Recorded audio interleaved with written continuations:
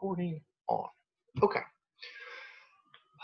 So as I said, this is kind of the common musculoskeletal impairments that we're going to end up encountering. So we'll talk about osteoporosis, which is going to be loss of minerals, okay, primarily calcium in your bones, making your bones much more brittle and much more weak, so that when you fall over, you break things, okay? It can also have some postural effects and things, but that's going to tend to especially afflict women postmenopausally, okay? And we'll talk about some things that we can do to try to prevent all of that. We're going to talk about osteo and rheumatoid arthritis. Osteo is just kind of straight up wear and tear on your joints. It's going to lead to degeneration of cartilage and a lot of pain from that. Rheumatoid is an autoimmune disorder that's going to attack the joints, and it's going to present somewhat in the same way with the same kind of pain, and you're going to have potentially some joint degeneration as a consequence of all of that. But you guys will see that osteo and rheumatoid arthritis are some of the leading causes of disability. And so any of you guys that work in allied health, much like you're going to encounter people that are going to have cardiovascular disease and type 2 diabetes, you're going to end up seeing a lot of older adults that are also going to have osteo and rheumatoid arthritis. And so I think it's important for us to kind of understand how it develops and how we can use exercise and activity as a possible kind of treatment. And then we'll talk about the single most common cause of missing work in adults, and one of the most prevalent and really difficult to treat conditions, and that is low back pain. Okay. So you guys will see some MRIs. We'll look at what a herniated disc looks like. I can share some of my own kind of issues with some low back pain that I had back in the spring semester, and we'll talk about our department chair. We'll talk about Dr. Mike and what he has done and some other things there. Okay. All right. Okay. So here we go. So we're going to start off talking about osteoporosis, okay? So let me clean off my glasses here. I've got gunk all over, and I'm getting glare off the sun coming in through our windows. So I'm sure you all talked about this in anatomy class, okay? But bones are very interesting from a structural standpoint, all right? And so bones have kind of multiple layers or multiple parts to them, some of which have a little bit of vascular tissue in them that are going to bring them blood supply, right? And so you're going to have sort of on the ends of the bones, we're going to have cartilage, okay? We're going to have spongy bone here, this trabecular bone that's going to be contained kind of whatever is in there. They're going to have this outer layer that's called the perosteum, okay? And then you're going to have this other kind of more mineral-based layer that's going to be kind of right in here. Okay, so you got spongy stuff. So the bones are somewhat complex, even though when you find them, like an old bone on something, they don't look quite that way. And so what we want to see though is as a person changes how much they load their bones, okay, as a person changes potentially diet and exercise habits, what's going to change in here, and how is that going to affect kind of bone health and normal bone structure, okay? Bones, even though we don't think about them that way very often, bones are like skeletal muscle in some ways, in that they are constantly being remodeled, okay? Right now, as you speak, some of your bones or some places in some of your bones are being broken down, potentially to release some calcium out into your bloodstream for use in other tissues. Other places, either on the same bone or in other bones, if you have been loading them in the last, say, 6 months or thereabouts relatively consistently, may actually be trying to deposit new mineral onto those bones, and those bones may be growing in their strength, okay? So there are several kinds of what we would think of as kind of bone remodeling cells. The primary two are what we call an osteoclast and an osteoblast. So an osteoblast is going to be a cell that leads to the deposition of new bone. Okay, it's going to take calcium either out of the bloodstream from various sources, okay, hopefully from what you have gotten from your diet, and it's going to deposit new bone on top of existing bone. And so if we want to make our bones stronger, we need to do things that are going to stimulate osteoblasts to increase their function. Okay. Conversely, osteoclasts are cells that come in and eat away at the bone, and their primary function is to resorb the calcium that has been deposited into your bone. So they're going to break down the bone so that it will release that calcium into your bloodstream, and then you can use that calcium in other places in your body. Okay? So your bones are always doing this. Now, bone remodeling compared to, say, changes in cardiac muscle or blood vessels or even skeletal muscle and connective tissue, bone remodeling is really, really slow. Okay? We can, after, say, single bouts of exercise, we can measure changes in hormones and signaling molecules that are going to indicate whether osteoblasts or osteoclasts, their function has been increased or decreased. But to actually see increases in bone or decreases in bone, it takes 9 months to a year for us to see measurable changes in bone mineral density that we can pick up with, say, a DEXA scan or something. Okay, so bone remodeling is slow, and so because of that, in order to especially get the deposition of new bone, you need to very, very consistently over a long period of time put stress on the bones from walking, running, jumping, squatting, okay, things of that nature. Stress the bones chronically for long periods of time in order to get this long-term stimulus to get them to grow and to deposit mineral and to be stronger. Okay, so the condition called osteoporosis is going to occur when bone resorption occurs at a faster and higher rate than bone formation. Okay, and so when this happens, especially the trabecular bone or the spongy part of the bone, okay, is going to atrophy, and the bone is going to appear kind of honeycombed and very, very porous.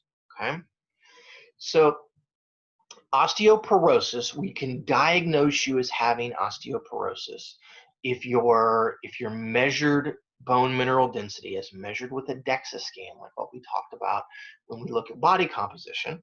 Okay, we look in several areas in the spine and especially in the hips.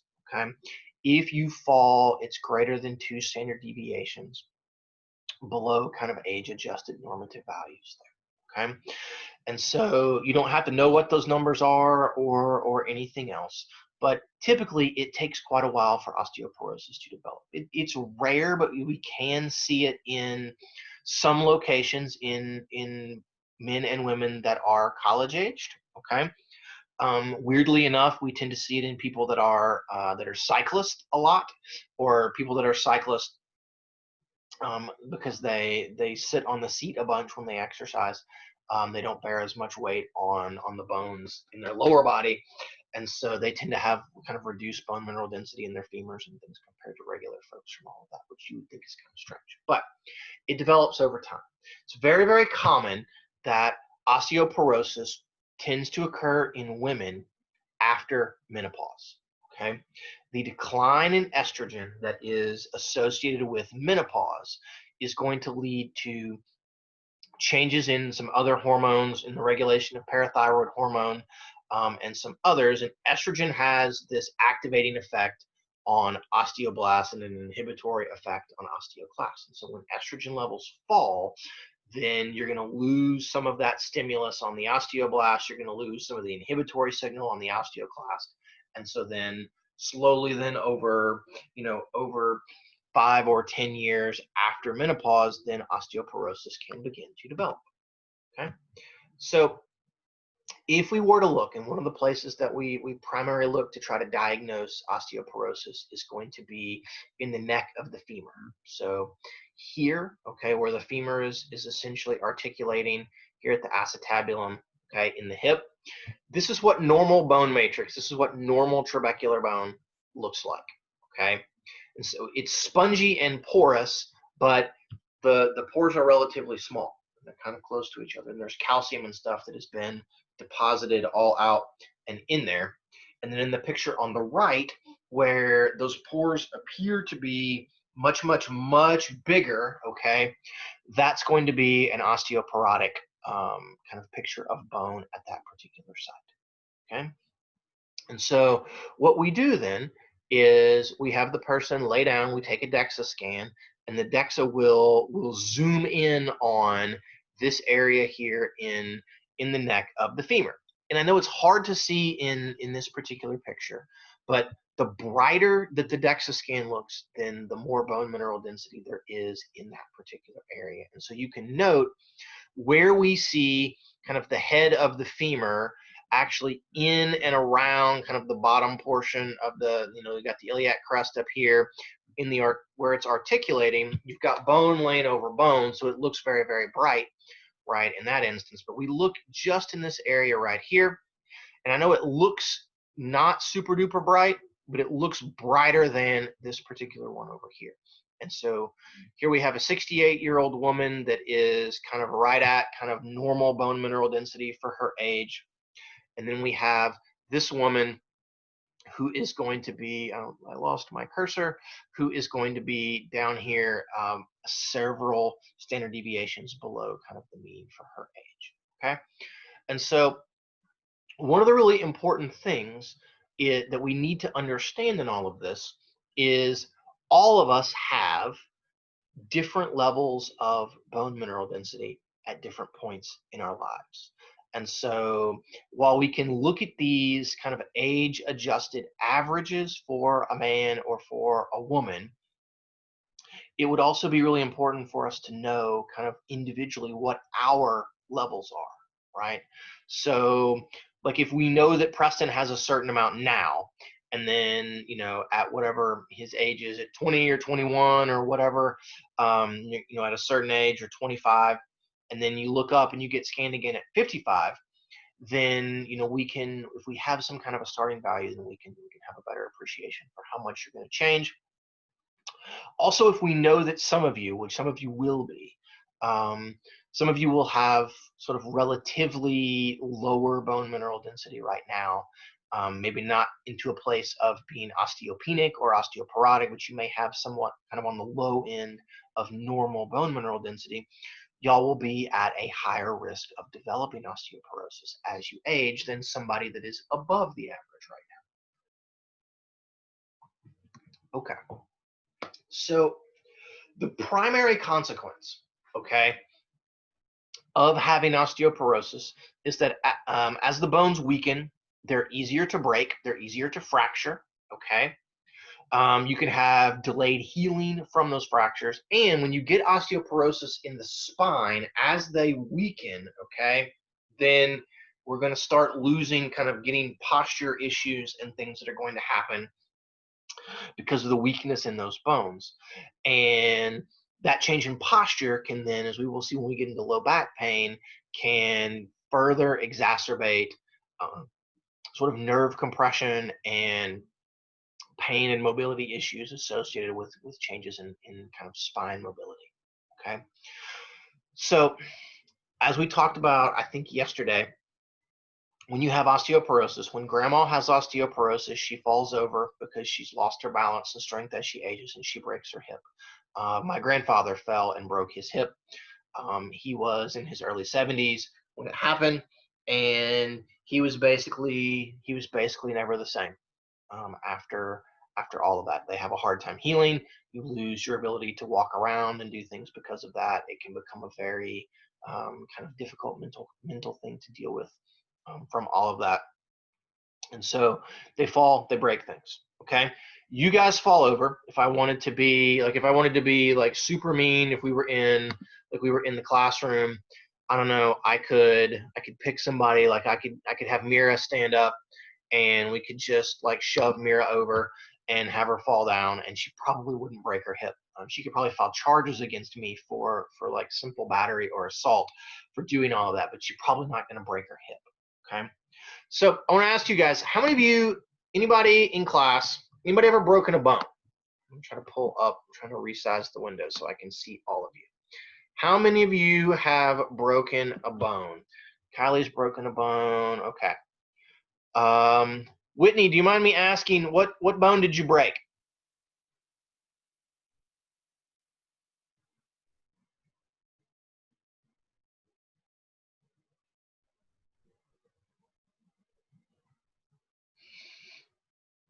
I can't hear you, Whitney. I'm sorry. It was my wrist. You broke your wrist. Yes. Okay. Good. We're going to come back to that. All right. That's a very common one. Maddie, you had given me a thumbs up and said you'd broken a bone. What bone had you broken? Or have you broken? I just broke a toe. Okay. You broke a toe.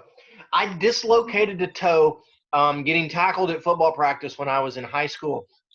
And having that toe reset was one of like the 3 most painful things I've ever experienced in my life.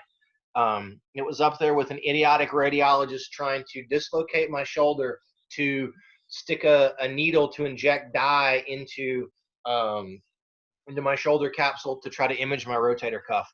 And he did it for 2 straight hours, and the numbing agent wore off. So, okay. Kylie, you broke a bone. Yeah, I broke my wrist, and then I've broken my nose like a lot of times. Sure. Okay. Did you fall? Is that how you broke your wrist? Fall, land on it? Yeah, I like fell backward. I was like falling backwards playing volleyball, and Okay. I like landed. Whitney, same thing. Did you fall on your wrist? I was rollerblading down a hill. Oh, yes. Okay. Sweet. Anybody else? Anybody break an arm bone? Those of you that had said no, okay.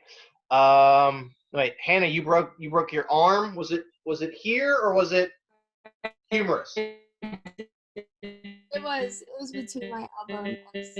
Okay. Cheyenne? Nope. Okay. I broke my humerus in half. You broke your humerus in half. Okay.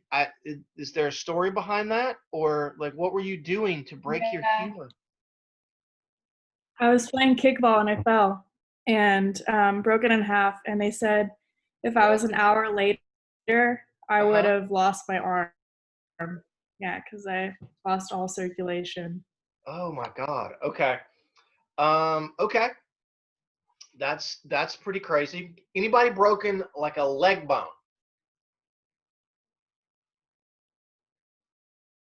Nobody? Okay, well, occasionally we'll get people that will have broken their fibula, which your fibula is really not much of a bone in that way. Tyler, you've broken your fibula? Or No. I was gonna say I broke my patella. I don't know if that counts as a leg bone. Sure. Okay. So like you like cracked it all like into little pieces? No, it separated the growth plate. I think it pulled at the tendon. Ah, okay. That's a different kind of fracture. I've had one of those. So, okay. Anybody break a femur? Nobody break a femur? Mercifully? Okay. I told you guys the story about us breaking a guy with a spinal cord injury, breaking his femur while we were doing exercises with him. Have I told you all that story? Whitney says no. Anybody else? Anybody else remember? Yeah, you have. I don't know if you told it at like breakfast with Dr. Black or something. I don't remember it in normal class. Remember in normal class. Okay, it may have been in with brunch. All right, I'm trying to look at the chat. Where did the chat go? Okay, so why do we think people haven't broken their femurs? Let me ask that question first, then we'll kind of talk about some of the other ones. So, mercifully, none of you guys have broken your femur. Why? It's kind of like the biggest, thickest bone that you have. Mhm. Like whenever you look at it in anatomy, like take your bone quiz, it's the biggest one that you hold. Femur is the biggest, thickest bone, okay? So why is your femur the biggest, thickest bone? It kind of supports all your body weight, so it has to be because that's how you're getting around, and that's like one of the biggest joints in your body. So do you guys want to see my PJ pants that I'll stand up, you guys can see my PJs. So as I stand here in my poor Arsenal PJ pants, okay? But femur runs like this, right? So every time I step, when I'm standing like this, I'm having I'm bearing weight sort of up and down. We call that, we're getting an axial load on the femur. Okay. Every time you do a squat, right, and as the femur goes down like this, you've got weight here and you've got an attachment on either end, and so you're applying some small level of bending to the femur. It's mostly imperceptible. Every time you take a step, every time you run or jump or do anything where you're up on 2 feet, you're loading and bearing body weight and the load that is required to bear your body weight on your femur. Okay. Similarly, same thing in like in your tibia. Okay. People will break their tibias. Oftentimes in like car accidents and things, you get kind of crush injuries on the tibia. But unlike the tibia, the fibula is very, very small. It does not bear very much weight. I could kick you on the outside of your shin and probably break every one of y'all's fibulas. So, but then in the upper body, if you are mercifully not Cheyenne and you haven't broken, say, you haven't broken your humerus, people very often will break fingers or, you know, wrist or things, okay, or the radius or the ulna. Part of that is because when we fall, we tend to fall and brace ourselves, and so you fall on the wrist a lot. You put it under some weird and strange stress, okay? But you do that a lot with your feet as well, and your feet you don't fracture some of those bones nearly as easily, the bones that are kind of in your ankle joint that are going to be there, okay? And so there's a reason why that's going to be the case, and I'll tell another story about myself. I've only ever broken one bone in my entire life, and it's kind of a sad and silly story. Well, I did fracture a toe, or I did dislocate a toe. I had my pinky toe was sitting like up on top of my foot in high school, and that was really very, very unpleasant. But one of the things that happens when you get old like me is I actually fractured my thumb tagging someone out at second base, playing intramural softball with a bunch of my students. It's been almost 10 years ago now that I have done that. And I did something probably similar to what Tyler did, but it was here. I had something called an avulsion fracture. And what that meant was that I caught the softball here and it pressed my thumb back, and then I tagged somebody and it pressed it back even more. But the tendon ripped a piece of the bone, ripped away a piece of the bone. A piece of bone stayed attached to the tendon. The tendon then pulled away from my thumb, okay, from the rest of the bone there, which again, I don't know anatomy, which one of my bones that would be there, okay? So that doesn't happen in other bones very often. It doesn't happen with like your patella and things. It happens very, very rarely. So what do you guys think? What is unique about the bones in the wrist and my hands that might make them, other than that we kind of fall awkwardly, what might make them more susceptible to fracturing?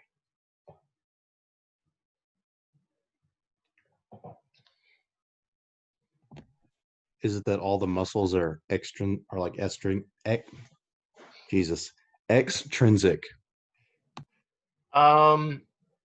I'm not sure that I exactly understand what you mean by extrinsic, Preston. Can you elaborate a little bit, please?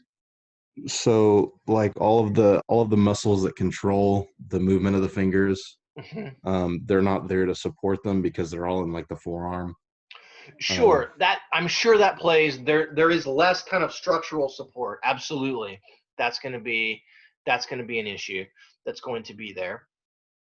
But think about why the femur is so big and the things that happen at the femur that make it kind of grow and get big, and try to contrast that to what might be happening in your wrist and in your fingers. Is it because we're not always on, like we don't walk on our hands? They're not having to support that very often. Right. Your hands are not really weight bearing. When you do load your hands, right, you're not typically, kind of loading them with very, very heavy weights repeatedly, right? You're not sort of holding and carrying around like this, 50 pounds or something all the time, right? And so because of that, the bones here aren't getting the same kind of stimulus to grow and deposit additional minerals. And so because of that, they're smaller, they have less mineral density there than say things in the spine and your hips and in your femur and your tibia and even your humerus, right, that are going to get loaded a lot more often with a lot heavier kinds of things. Okay. And so that illustrates one of the ways that we can try to combat osteoporosis. Okay. So the thing that we know, the primary thing that will stimulate bones to deposit more calcium, for bones to not necessarily get longer, but to kind of have them to get a little bit wider and to have greater bone mineral density and be more difficult to fracture, is we have to load them. Okay, we have to bend them and we have to compress them. And one of the ways, or the best way to do that, is through high intensity, high force muscle contractions. Okay, it is, we're limited because our hands are only so strong, but we would want to try to load them with as much as we could in a lot of ways, but especially in the spine and in your hips and on your femur, which are the primary places that when you have osteoporosis where you're going to get a fracture that's going to lead to kind of really marked disability. That means we need to run, we need to jump, okay? We need to do squats. You need to hold weight on your back like this, and then when you do your, when you squat and things, you need to actually compress your vertebrae, okay? Every time we jump, you're going to have squat, you're going to bend at the femur, you're going to load at the hips, you're going to have these high force contractions, and then when you land, you're going to have to absorb all of that force coming back up again as well. So those types of activities are really, really good if they are done chronically for helping to either develop bone mineral density, although I hate to break it to most of you guys, you guys are probably as maybe not exactly at your peak bone mineral density, but you guys are probably very, very close, okay? You all are running out of time to be able to increase your bone mineral density, okay, by doing kind of higher intensity activities and high stress loading.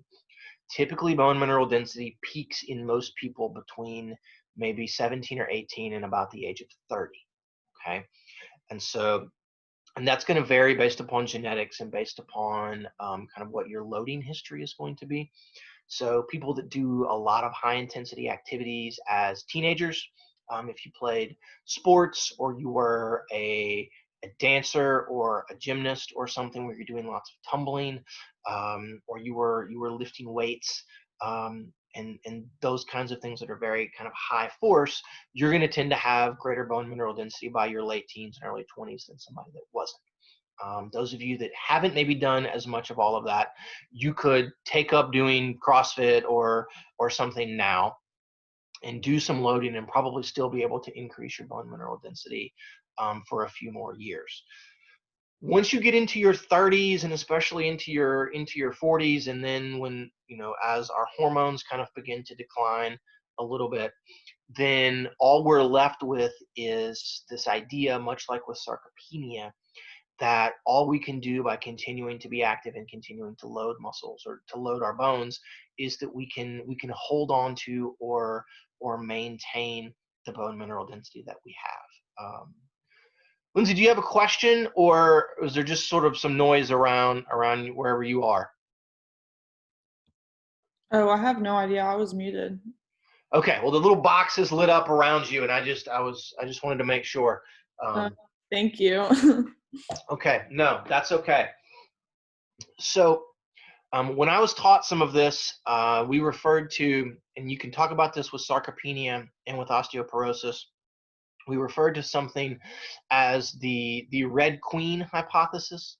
And if anybody has seen Alice in Wonderland, you know who the Red Queen is. But the idea is that the Red Queen hypothesis is that you're running as fast as you can just to stay in the same place. And so as you begin to age, we are having to continually load and do things with our muscles and load our bones just to keep whatever muscle mass and strength and whatever bone mineral density that we have developed. Okay, and so, but there's very, very good evidence that, especially in postmenopausal women, that if you can continue to be active and you can continue to load your bones, that we can have some relatively pronounced effects on preventing kind of further loss of bone mineral density. And the loading scheme in most people is going to be way, way more effective at maintaining bone mineral density or rescuing a little bit of that loss than, say, taking a calcium supplement. Okay. Again, there's no harm in taking the calcium supplements. We want to make sure we've got plenty of calcium that is available. But unless you have a kind of a strange diet where you're not getting much calcium, then the other part's going to be much more important. Okay. Okay. All right. So we'll move ahead here. So as I mentioned, the primary places that that are at risk for osteoporosis are the spinal vertebrae and the neck of the femur. We're really worried about what's going to happen in your vertebrae and kind of the knock-on effects that can have on low back pain or neck pain or posture and kind of compression, as you guys will see, of the nerves there. We're worried about fracturing at the hip. And then we worry about at the wrist because the wrist tends to be pretty low anyway. And as we age, you lose your balance, you're going to fall. And so people land on their wrists a whole bunch. And so we want to be really kind of interested in what happens there. So one of our faculty members, Dr. Deborah Bembin, she is one of the sort of world experts in osteoporosis and bone health and the effects of exercise and loading schemes on all of those.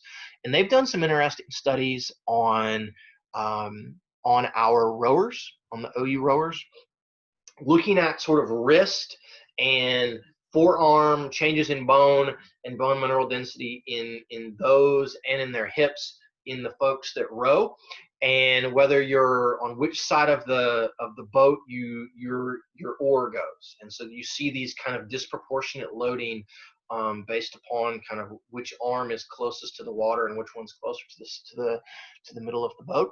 So loading schemes now matter. Okay, they've got, as I said, some really fascinating data on folks that have been competitive cyclists for a large portion of their lives, and they're very, very, very fit, but they have really bad bone mineral density because they sit on a bike and they don't load their bones down here. Okay, being sedentary leads to more or greater risk of osteoporosis. Sitting and not loading the bones, okay, is one of the ways that you're going to get bone resorption. People that are in wheelchairs, one of the reasons we were able to break the poor guy with a spinal cord injury, break his femur, was because he'd been in a wheelchair, right, and had not loaded his lower body for, I think it was like 12 or 13 years. And so in that time, he had significant bone resorption. And so because of that, his femur was considerably weaker. Okay.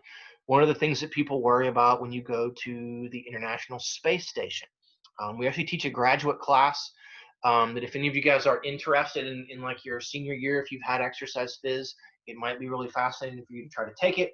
we teach a graduate class on the effects of space flight on physiology and how you can use exercise as a countermeasure in space. But people that go to the International Space Station, they're very, very concerned about what's happening to their bone mineral density as well as their muscle mass, because there's no gravity, and so you have a hard time. Like, you just float around, you do things, your muscles generate force, but there's no gravity, so there's no load that's being worked against. And so they go to these great pains to have the astronauts exercise in a lot of really innovative ways to try to maintain cardiovascular and skeletal and muscular health. Okay, so in that way, exercise is good for kind of maintaining and preventing. Being sedentary is bad. Okay, so physical activity recommendations for folks with osteoporosis. We need to try to do high impact exercise.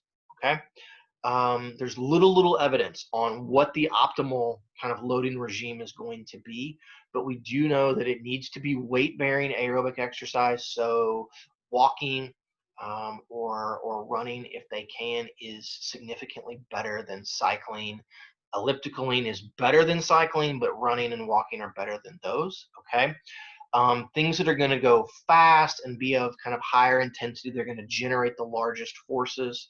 Those are going to be the best kind of thing. So in this particular way, if your grandma can do it, grandma needs to go to CrossFit. Okay, grandma needs to go to CrossFit.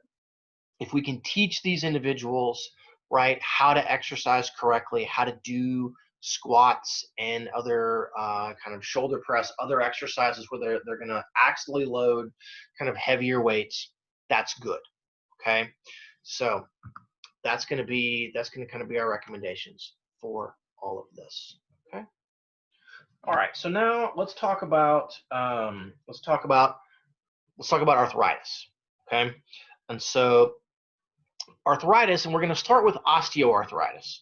Okay, but osteoarthritis is a degenerative articular injury. And what that means basically is that over time, there's going to be this progressive degeneration of the articular cartilage. And so that pad that sits between most bones at joints is going to become worn out and get torn apart. It's going to degenerate. And then at the end of the day, then you're going to end up with bone making contact with bone, okay? Which I can assure any and all of you, as you can hear the kind of the crunching in my shoulder from bone making contact with bone, that's not a particularly pleasant kind of thing, okay? Because of the degeneration, we're gonna get inflammation, impaired range of motion, and this, what can at times be very, very debilitating pain, okay? Osteoarthritis is very, very, very common in older adults, okay? You can make an argument in a lot of ways that while our genetics are really good for us to be active, part of our evolutionary history was that we probably didn't live very long, or at least, live not nearly as long as we can live today. And so our joints wear out. The longer we live, the greater the chances that we're going to develop atherosclerosis, the greater the chances we're going to develop cancer and these other kinds of things. And so some of the things that go wrong with us now, are just kind of a consequence of using things over and over and over again. Okay, so this is kind of a real quick look at articular anatomy. Again, I know you guys got most of this in your anatomy class, but you can imagine, say this is the femur and this is the tibia that's going to be down here, okay? And so what we have then is you have this cartilage, this articular cartilage that's going to run here in between the two bones. And it's just going to function as a pad. We're going to produce something called synovial fluid, which works very much like motor oil in that it is going to bathe the cartilage and the ends of the bones, and it is going to function as a lubricant and allow and kind of reduce the coefficient of friction on those areas and allow the bones to kind of rotate past each other as smoothly as possible. Okay, so you can imagine a scenario whereby as that begins to wear out, cartilage is only very, very weakly vascular. And so what that means is because it doesn't have a lot of blood supply, if it gets damaged, then it is somewhat difficult for it to repair itself like other tissues in our bodies. Okay, you can get a little bit of repair, but not a lot. And so as it becomes damaged and it degenerates, there's not a huge amount of things that we can do to make it better. Okay, so the numbers on osteoarthritis are somewhere north of about 20 million people in the US are going to have it. The vast majority of people that have osteoarthritis are going to be over the age of 50. Okay, it is especially common in folks that were professional athletes and people that have had jobs where they were on their feet and doing kind of repetitive things over and over again.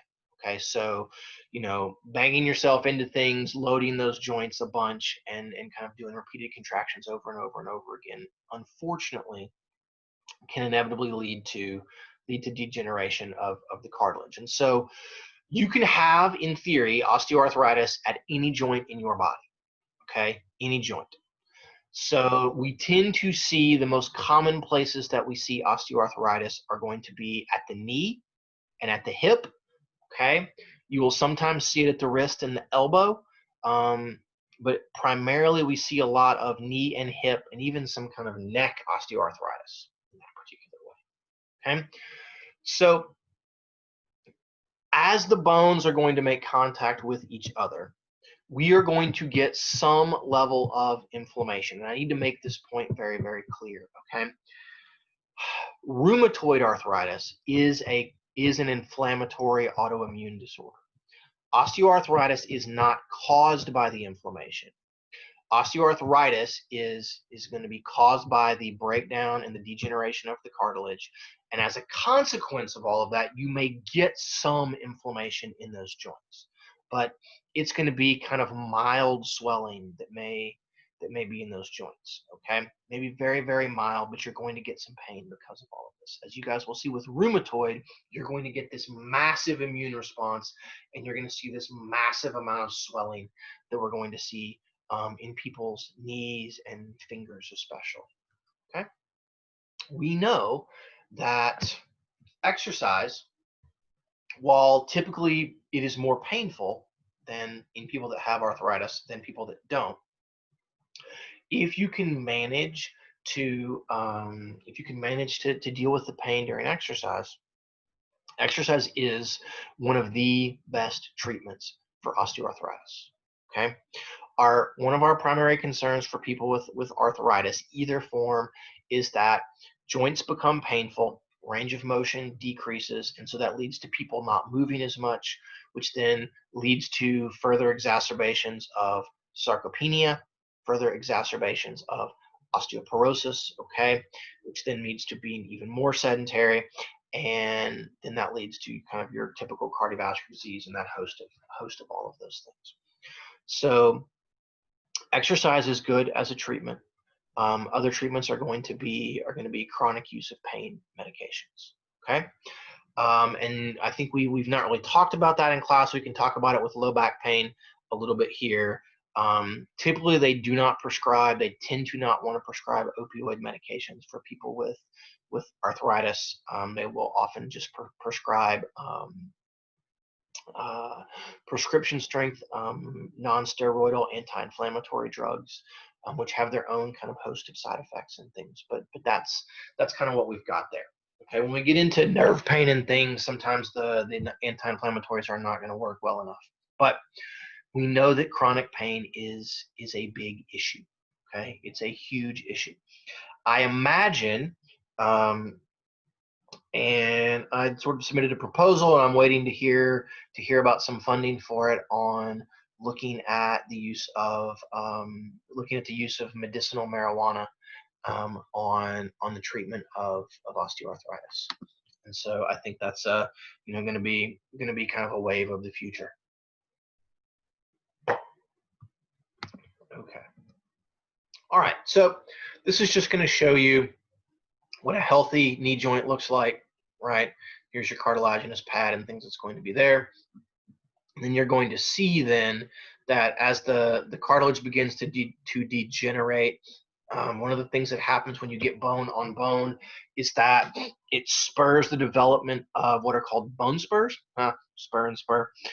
And as you get bone spurs that are going to be in there, it makes the articular surface more uneven, less smooth, and that's going to exacerbate pain that's going on there. It's going to decrease range of motion further, and so they can tend to be very, very painful if we have those things. Okay. So one of the primary ways that we can diagnose a person as being at risk or for having osteoarthritis is we take x-rays and we look at the joint space, okay?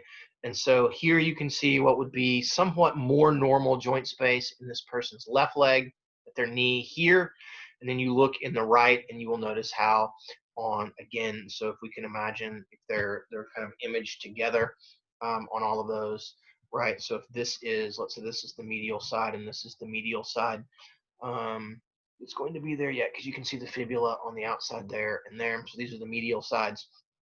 Note how there is some space, and on this one there's not space. So this would be a joint that has relatively severe arthritis.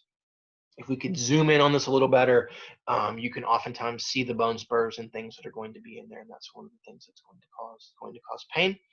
One of my Basset hounds has relatively severe osteoarthritis because he is crazy and runs and jumps all the time. He has arthritis in his shoulder, his left shoulder on his front, and in both of his hips in the back. It's actually weirdly very, very uncommon in Basset hounds. Bassets have really, really strong kind of dense bones, and so they don't get arthritis nearly as badly as, say, like Labradors or dogs like that. So kind of a very, very common phenomenon, and the primary way that we diagnose it is just simply by taking x-rays, okay? So common treatments, we would initially like to try to do exercise, physical activity, do some weight loss if possible. If you can lose weight, then there's less pressure that those joints have to bear, and so that can sometimes give you a little bit of relief. Obviously, you can take pain medications, these anti-inflammatories. If possible, they can do what's called an intra-articular steroid injection. So this would be what you guys may think about doing as a cortisone shot. They will inject a corticosteroid into the joint space. I've had multiple of these done. I've had one done in my shoulder, which was not for arthritis. Obviously, I'm going to have arthritis in this shoulder. I mean, I guess they would be arguable as to whether or not my x-rays are bad enough to say that I have it in this shoulder now. But I've had one there. I've had several in my neck. But people can get them into your knee or into your elbow or something if we need to. There are some dangers to all of that. You can actually rupture the joint space by doing the injections at various points. Last resort for these, although it's probably the single best way to get a significant amount of pain relief, is to do a joint replacement surgery. And so this would be typically a knee replacement or a hip replacement. And so what they will do is they go in and they either sand down or cut off a little bit of the ends of the femur and the tibia, and then they come in and they hammer the replacement the replacement articulation on either end. If you want to see something that looks crazy, go to YouTube and look up knee replacement surgery and watch the orthopedic surgeons, or watch those guys and ladies you basically have to hammer the thing into the end of the tibia and into the end of the femur. It is intense to have to watch.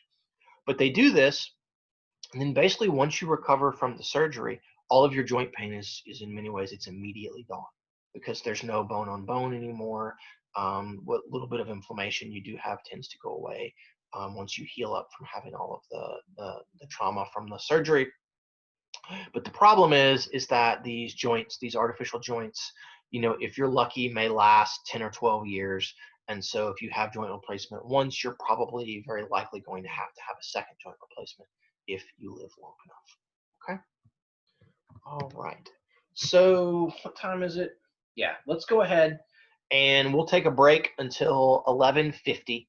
and then we will come back and we'll talk about rheumatoid arthritis, and then we'll talk about low back pain, and finish up for the day. My mom has it. Okay, Whitney does. My mom has it too, which means I'm at a significantly increased risk of having it myself. Addie knows. So just a couple of you guys. That's about right. Rheumatoid is significantly less common than osteoarthritis. Okay, much less common. Let me get the share screen going here. So osteo can sometimes be confined to one joint, whereas if you have rheumatoid, very often it's going to affect more than one joint. My mom's is really bad in her hands and her feet, less so in her knees and things, but it does kind of move around some. So it is a chronic inflammatory condition where your immune system is chronically going to attack the joints, okay? And by doing all of that, then you get this massive amount of swelling because of this massive amounts of inflammation, and it causes reductions in range of motion. It causes this it can cause this really intense pain, and can lead, if you have it long enough, it can also then lead to degeneration in those joints. There is no known cure for rheumatoid arthritis. We can try to control it with some medications. One of the medications, or some of the medications, they're not just pain meds, they're medications that suppress the function of the immune system. And they can be reasonably effective, but they come with the added risk, I guess, of having a compromised immune system. And so you've got to be really careful kind of about what you do if you're taking those medicines, where you go, who you're in contact with. So that's kind of what's going on. Okay, so we've got some things there. As you can see, here's our healthy joint, here's a rheumatoid joint, and you will note then basically that there's just this huge amount of swelling and inflammation that has come in there. It's going to lead to bone erosion, and it's going to kind of press out and make the joints. These people that have this, their knees can look, I mean, this really giant amount of swelling that's going to be on there. Okay, so exercise can be somewhat beneficial for rheumatoid arthritis. If in some ways, because it helps to kind of squish around some of the swelling and fluid, get rid of a little bit of it, helps to strengthen the muscles and things that are going to be around there to hopefully maintain some range of motion. But it can again be very painful. Okay. So generally the exercise recommendations for arthritis are going to center on trying to do as much as you can, but being kind of cognizant of limitations due to pain. Okay. So the last thing that we're going to talk about is low back pain. And in general, you can take what happens. Low back pain is the most common form of this, but there's going to be similar pathologies all up and down the spine. Okay. So about 80% of North Americans will suffer from low back pain at some point in their lifetime. Okay. Almost every one of us will miss a day of work at some point in your life due to low back pain or some sort of similar kind of spine-related pain. Okay. It is the second most common cause of disability in the U.S. And so the total healthcare costs of low back pain are going to be, in the hundreds of billions of dollars every year. One of the best ways to avoid low back pain is to stay active. Okay. And if you're going to do and undertake different kinds of movements or things with work, they're going to put repetitive stress on your low back, is to do things with proper posture and to wear like back braces and some of those things that are going to help relieve some of that stress. Okay. So low back pain typically it can be classified into several kind of root causes. Okay. So there may be pain with a specific spinal cause. Okay. So there may be something going on in the spinal cord. Okay. That's not super common, but it may be due to that. You may have pain associated with what we call spinal stenosis. And so stenosis is going to denote narrowing, okay? This may be narrowing in the foraminal space where the peripheral nerves are going to come off out of the spinal cord. It may also be narrowing of the space that the cord itself runs through. So where you've got one vertebrae stacked on top of the other, and you've got the lumen between them where the spinal cord is going to run. If those get moved around and kind of out of sorts, then you can get stenosis and you can get pressing on the cord rather than pressing on the peripheral nerves. Although sometimes the symptoms of all of that are going to be reasonably similar. And then unfortunately, about 85% of cases of low back pain are what we call non-specific pain. They have no specific anatomical cause. You've just done something, you've irritated a nerve, you have weakness in the muscles or the tendons or something that are going to go into those particular areas, and so it leads to this pain. So for those of you that have never had low back pain, that have never had nerve-related pain, and this is one of the things for a lot of stuff that goes into low back pain, is this is different than kind of arthritis pain is very often described. When we do research on pain, we can give people these verbal descriptors, and they will say that arthritis pain is a lot like inflammatory pain when when your muscles are sore or something. It is a little more dull. It is achy, right? It may be kind of very sharp when you do some sort of movement that is going to do those things, but in general, it's more of kind of this global, dull, achy. It can be very intense, but it can be kind of dull and achy. If any of you have had nerve pain, okay, in your neck, in your low back, or anything, nerve pain tends to be very, very different. I had an issue where I slept on my neck funny. It's been about 5 years ago, and I had what is maybe the most intense sort of sharp shooting burning pain that would radiate out of C5 and C6 down my shoulder, down my arm, like to the point that you just sit there, and in some ways all you can do is there's like no relief. You just sit there and cry. In some ways, it's really, really, really excruciating. Okay, and it was way more and very, very intense in comparison to, and very different in kind of the way that you describe it. It's really sharp, and you can feel it kind of shoot down those nerves as you get compression in the spinal cord. Everything downstream of that can kind of experience all of this kinds of pain. Okay, so my dad has a bad back. He has had kind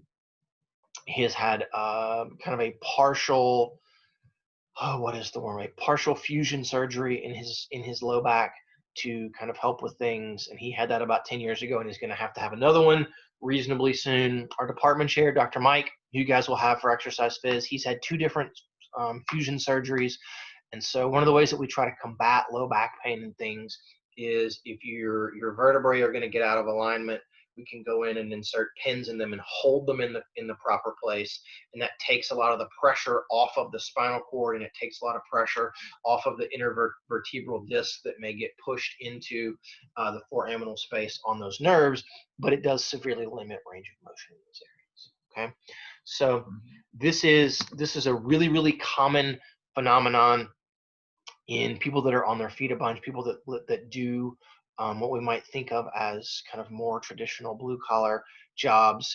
You can imagine a scenario where in 30 years you're going to see a bunch of people that worked for Amazon and FedEx and those things, that have been carrying boxes and loading boxes or working in their warehouses doing things that are going to end up with kind of really, really severe low back pain. Okay.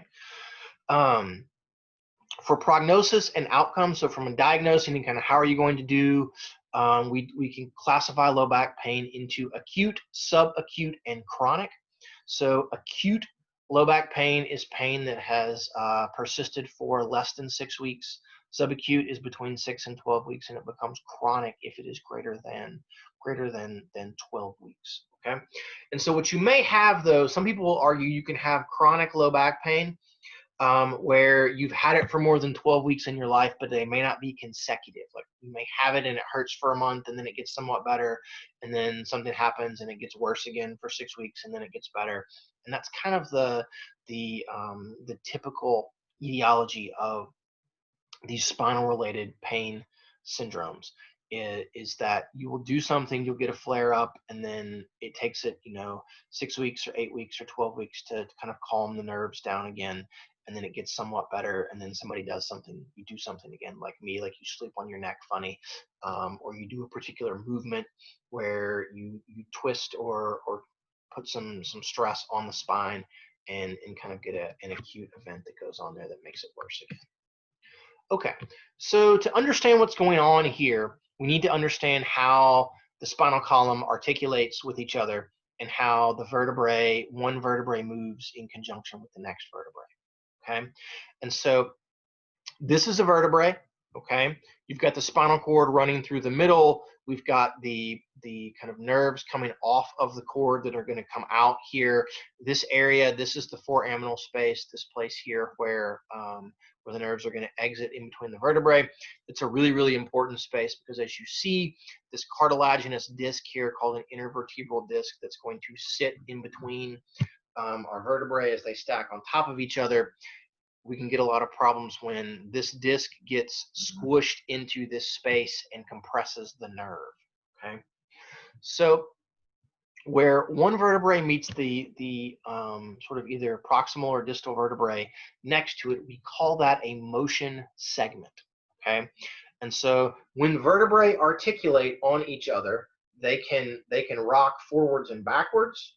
Okay, or they can rock side to side to some extent, all right, and form that articulation. Now, there's not a huge amount of range of motion there. It's not like your shoulder joint or your hip or anything, but you can get a fair amount of movement that's going to be there, okay? And so a really important piece of allowing those vertebrae to articulate correctly is this intervertebral disc, okay? The intervertebral disc has two areas in it. It has an outer layer that is more fibrous, okay, that's called the annulus fibrosus, and an inner layer that's a little more fluid-filled and a little more squishy, that it serves more so as kind of a vertical shock absorber, and it's called the nucleus pulposus. And so if you do certain kinds of activities over and over again, or occasionally you can have this kind of one-time event, but you can imagine a scenario whereby you put a lot of stress going side to side or front to back, kind of over and over again doing this, you're lifting heavy weights, that eventually you can begin to wear down that cartilage, and the annulus fibrosus can tear. And as it tears, then this more fluid-filled and squishier pulposus will want to, kind of like a gel pack, kind of want to squeeze itself out, okay, through that tear in the annulus, and then it's going to then lead to compression on those spinal nerves where they're leaving the spinal cord. Okay, or in some instances, potentially, if you got a tear here, it might compress on the cord itself. Okay, so we call this is a disc herniation. So the rupturing of the fibrosis and the release of the nucleus pulposus into that area that puts pressure on ligaments and nerves and the pain receptors that are going to be there. This can lead to irritation of the nerve. It can lead to inflammation in those areas. And you guys have to remember that you've got both sensory and motor nerves that are leaving the spinal cord here. And so this may lead to pain. It may lead to loss of strength and function in the muscles that are innervated by those nerves. And it may also lead to the loss of sensation in those. So you may have numbness and tingling and things that are going to be there. So you would think that it would be weird that you could get pain through an area that feels numb, but I assure you, it can happen, and it can be quite unpleasant. Okay.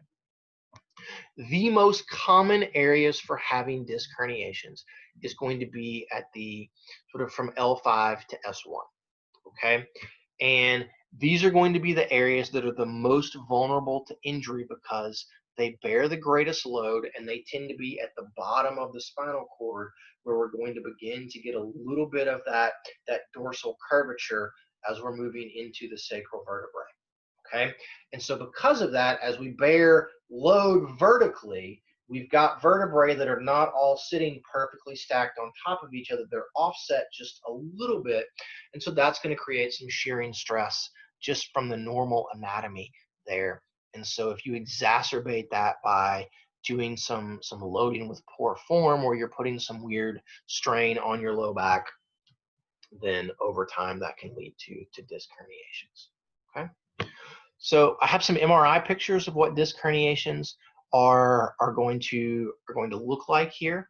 Okay, if here on the left we have a relatively normal look at everything. Okay, you've got here we have the front half of the vertebrae. Here we've got our transverse processes that are going to be here. Right, you've got the cord running through there. Here are the intervertebral disc. This one's normal and healthy. Now look in this one, you can see where this particular disc has gotten ruptured and it has squished itself out into the area that would either be occupied by the cord, or it's possible that what we are seeing here is it's actually coming out of the screen towards us and it's in the foraminal space. But you can also note that this person is beginning to have some compression here and there as well. Okay. Similarly, in this person, you can see that we've got these discs that are going to get pushed out into the space that are going to be there. So primarily to diagnose disc herniations, we need to do an MRI. An X-ray is not going to be enough. Okay. So the primary way that we treat these disc herniations is they can do whatever they can with rehabilitation and strengthening exercises to try to alter your posture, to see if you can take some of the pressure off of there and hopefully get some of the herniated disc to kind of go back in where it is. We can give acute pain medications to try to calm down the inflammation and make it somewhat less painful.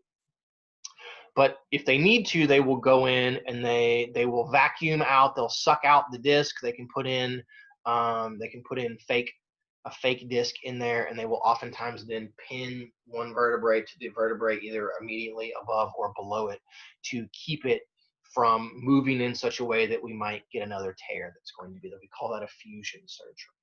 Okay. So physical activity, although it can be quite painful for people with low back pain, is one of the best treatments. Okay. We need to teach people how to do things with better posture. Sort of this is a place where physical therapy and kind of teaching the better way to stand, the better way to move, and strengthening a lot of those accessory muscles that are going to help control posture can become really important. Okay. Other issues that may kind of underlie or make us more prone to having back pain or neck pain in some ways are going to be abnormal curvatures of the spine. So people that are more humped, kind of up with their shoulders more rounded forward, we call this kyphosis. Okay.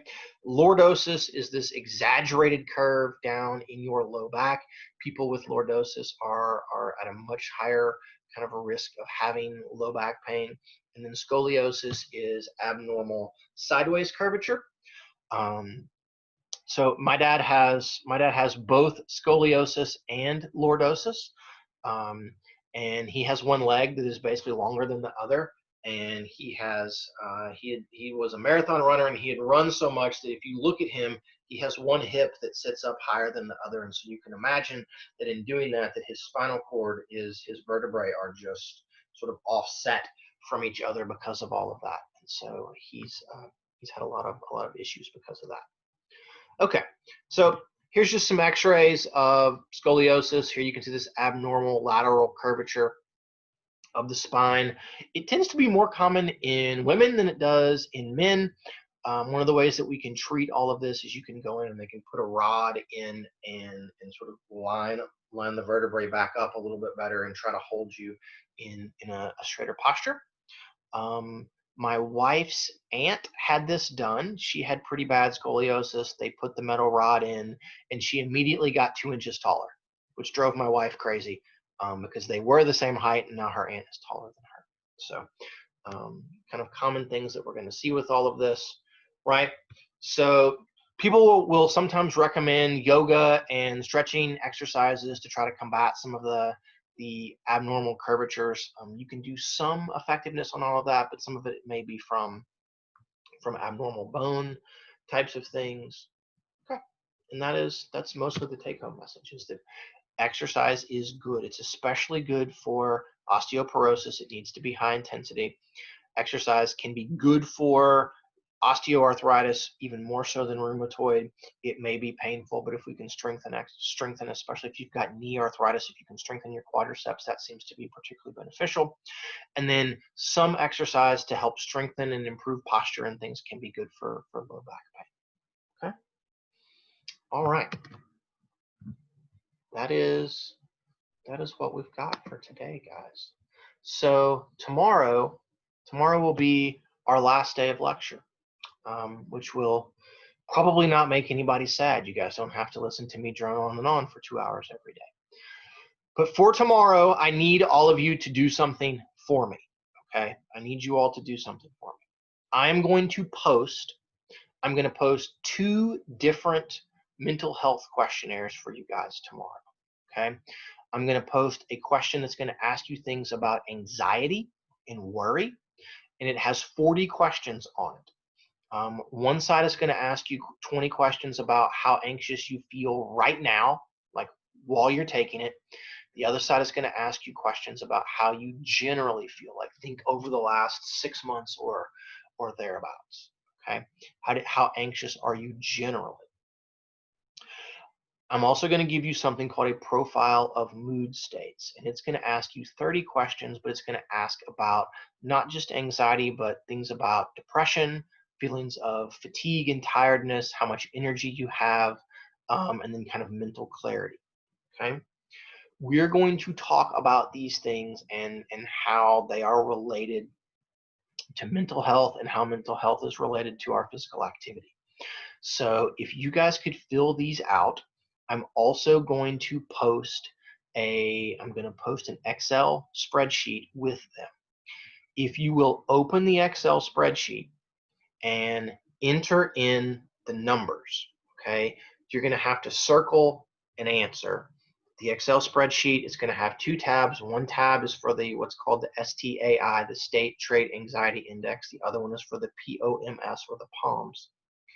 It's going to list the number for the question, and then you're going to put in a thing where it says entered. I want you to enter in whatever your score was on that particular question. It's then going to have another column where it's going to change and get a score based upon what you put in, and it's going to add all of those things up, and there's going to be little yellow boxes that are going to show you what your scores are. I would like for you guys to have those filled out and to try to put your numbers into the spreadsheet before class tomorrow. Okay, it will be really helpful.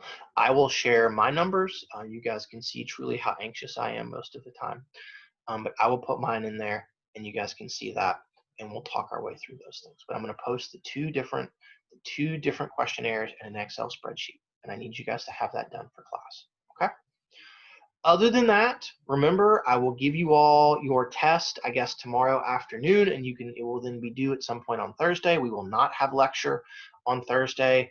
I will make myself available via Zoom here during lecture time, so that if you have questions about your project or you have questions about the test, you can come and ask. You can do that. Okay. And remember the project, look at the project. It will be due on Friday. Okay. If you would like to see how you did on your second test, hang around and we can try to schedule a time for you to Zoom with me one-on-one, and I can share your test with you. So if you have questions about those things, hang around. My folks that maybe didn't get some stuff turned in, if you guys want to, if you want to hang around, that would be great. Or you can shoot me an email and we can find the time later this afternoon to do that. We can talk about what our plans need to be. Okay. All right. I'm going to stop